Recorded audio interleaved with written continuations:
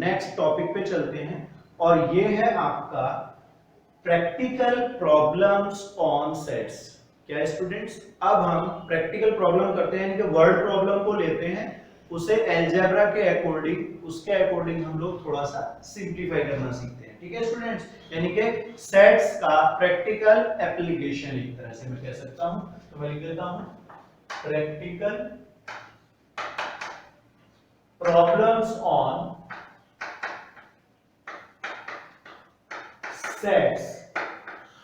Students इसमें भी generally जो यूज होता है ना स्टूडेंट्स, इसमें जनरली यूज होता है आपका union, intersection and difference, generally use होता है।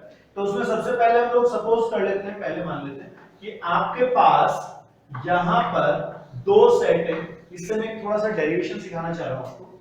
ये आपका यूनिवर्सल सेट है, ये आपका हो गया ए सेट, ये हो गया आपका बी सेट। ठीक है स्टूडेंट्स, तो आप थोड़ा सा अगर ध्यान से देखिएगा स्टूडेंट्स, तो इस वाले पार्ट को आप क्या कहते हैं, कॉमन पार्ट ये है आपका ए इंटरसेक्शन बी। क्या है स्टूडेंट्स, ए इंटरसेक्शन बी। इस वाले पार्ट को आप पूरे को देखेंगे तो ये ए था, लेकिन अगर मैं केवल इतना हिस्सा देखूं, ये वाला पार्ट देखूं, ठीक है स्टूडेंट्स, तो ये हो गया ए माइनस बी, यानी कि ए डिफरेंस बी। क्लियर है। और ऐसे ही इधर वाला पार्ट जो होगा, ये वाला जो होगा स्टूडेंट्स, ये होगा b माइनस ए। क्या होगा स्टूडेंट्स, b माइनस ए। अब स्टूडेंट्स हम नंबर, कार्डिनल नंबर मतलब नंबर ऑफ सेट्स जो होते हैं उन पे यूनियन इंटरसेक्शन एप्लीकेशन कर रहे हैं, उनके कार्डिनल नंबर लेकर के, यानी कि number of elements of sets लेकर के। ठीक है स्टूडेंट, तो थोड़ा सा ध्यान दीजिए। तो मैं अगर ये ए यूनियन बी मान लेता हूं, जो पूरा शेडेड पार्ट है, ये ऑल पार्ट क्या है, ए यूनियन बी। क्या है स्टूडेंट्स, ए यूनियन बी है पूरा पूरा पार्ट। अब मैं क्या करता हूं स्टूडेंट्स, अगर मैं एन ए यूनियन बी की बात करता हूं, यानी कि number of elements in A union B, ध्यान से समझिएगा, तो वो सारे के सारे ए वाले आने वाले हैं। ठीक है, अब ये क्या क्या है, इसके अंदर आपका सारे एलिमेंट ए के भी काउंट हो जाएंगे, इसके अंदर आपके सारे एलिमेंट बी के भी आने वाले हैं। लेकिन स्टूडेंट्स एक चीज यहां पर आप ध्यान दीजिए कि जब मैं ए के एलिमेंट लूंगा तो भी कॉमन वाली चीज आ चुकी है, और जब मैं बी वाले लूंगा तो भी कॉमन वाली चीज आ चुकी है। इसका मतलब ये हुआ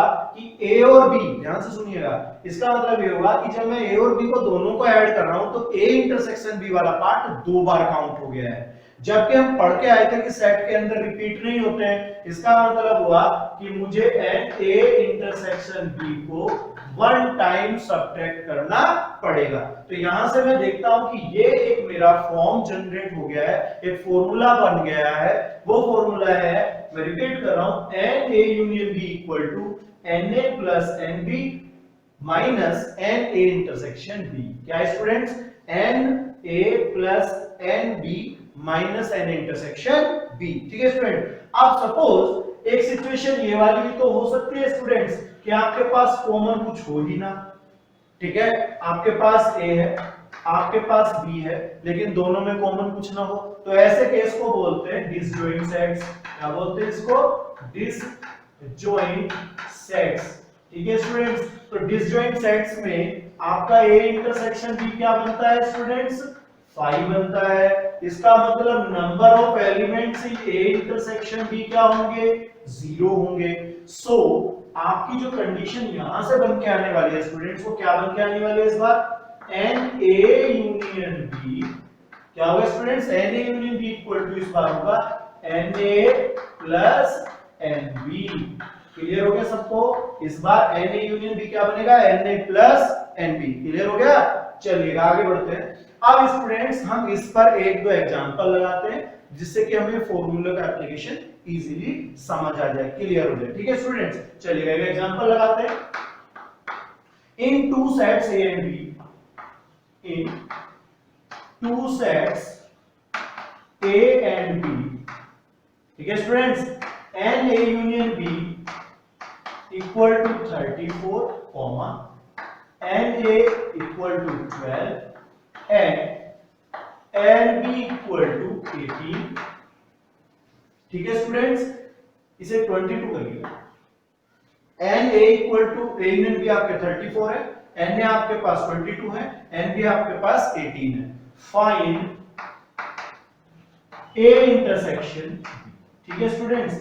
तो एन ए इंटरसेक्शन बी यानी कि number of elements in A intersection में मुझसे पूछा गया है। तो सॉल्यूशन डाल लेते हैं और सॉल्यूशन में स्टूडेंट्स मैं गिवन वाली चीजें पहले लिख लेता हूं। क्या क्या गिवन है स्टूडेंट्स? एन ए आपके पास है, एन ए यूनियन बी, ये है आपके पास में 34, कितना है स्टूडेंट्स?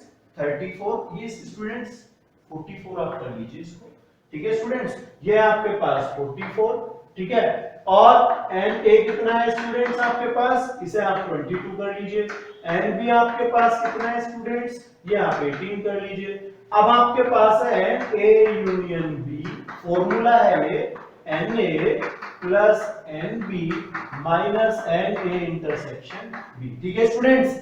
ओके, अब वैल्यूज रखिएगा। आपने रखा है यहाँ पर 44 इक्वल टू ये वो आपके पास 22 plus 18 minus n A intersection B. Students ये हो गया आपका 14। यही थोड़ा सा मैंने ध्यान नहीं था पहले कि यहाँ पे थोड़ा गलत लिख दिया था, ठीक है। अब ये हो जाएगा, क्या हो जाएगा स्टूडेंट्स? 44 माइनस 40 इक्वल टू क्या बचेगा आपका? माइनस में ए इंटरसेक्शन बी, ठीक है स्टूडेंट्स। क्या बचेगा? ए इंटरसेक्शन बी। क्लियर हो रहा है? अब ए इंटरसेक्शन बी जब आप यहां पर निकालेंगे स्टूडेंट्स, तो इसमें आपको देखने को मिलेगा कि एन इंटरसेक्शन बी की जो वैल्यू है वो आ गई आपकी 4 और वो भी नेगेटिव में। तो स्टूडेंट्स आपको याद होगा ऐसी सिचुएशन पॉसिबल नहीं है, तो हम यहां लिख देते हैं so this condition does not exist. इसका मतलब ये हुआ कि ऐसी जो कंडीशन थी वो आपकी एग्जिस्ट नहीं कर सकती, ठीक है स्टूडेंट्स। तो ये आपका क्या हो गया? गलत हो गया, ठीक है। तो गलत हो गया का ऐसा मतलब है कि ऐसी सिचुएशन जो है वो आपकी पॉसिबल नहीं है। अब एक एग्जांपल और लेते हैं जिसमें पॉसिबल सिचुएशन हो, ठीक है स्टूडेंट्स। क्योंकि ये पॉजिटिव आना चाहिए, तो हम लोग बात करके आए थे पीछे कि ये नेगेटिव हो ही नहीं सकता, सेट्स के अंदर कभी नेगेटिव रिजल्ट्स इस तरह के नहीं आएंगे, ठीक है स्टूडेंट्स। नेक्स्ट एग्जांपल लेते हैं, इस बार डायरेक्ट लिख देते हैं a union b equal to मान लीजिए 50 है, n a इक्वल टू आपके पास 44 है और n a intersection b equal to आपको दे रखा है 10, ठीक है स्टूडेंट्स। तो n भी आपसे पूछा है। क्लियर हो गया स्टूडेंट्स? तो अब मैं क्या करने जा रहा हूं, ध्यान से देखिएगा। यहाँ पर मैं इसको सॉल्यूशन डाल देता हूं और यहाँ पर लिख लेते हैं हम लोग सीधा फॉर्मूला लिख देते हैं n A union B equal to n A plus n B minus n A intersection B, ठीक है स्टूडेंट्स। एक सिचुएशन हमने पढ़ी कि ऐसी पॉसिबल ही नहीं है, क्योंकि बहुत सी बार क्वेश्चन करते हैं और पता चलता है क्वेश्चन का आंसर कुछ और आ गया, वो पॉसिबल है नहीं। तो कई बार बच्चा सोचता है मैंने तो गलत किया। तो ये स्टूडेंट्स ध्यान रखना कि ऐसी सिचुएशंस अगर आती हैं तो वो सिचुएशन ही पॉसिबल नहीं है, ठीक है। अब मैं वैल्यूज रख रहा हूं, तो मैंने लिखना था यहाँ पर एन इंटरसेक्शन बी कितना है मेरा? 50। कितना है स्टूडेंट्स? ये मेरे पास है 50। एन ए कितना है मेरे पास? 44। एन बी कितना है? क्वेश्चन मार्क, यानी कि मैं एन बी ऐसे लिख देता हूं। और ये मेरे पास है स्टूडेंट्स 10। कितना है स्टूडेंट्स? ये 10। अब मैं इसे इससे माइनस कर देता हूं, माइनस करता हूं तो स्टूडेंट्स ये मिल रहा है मेरे को 50 माइनस 40 प्लस 10 इक्वल टू कितना है स्टूडेंट्स? एन बी के इक्वल। यहां से स्टूडेंट्स कितना मिलने वाला है आपको? ये 44 है स्टूडेंट्स। यहां से कितना मिलने वाला है जल्दी बताइएगा?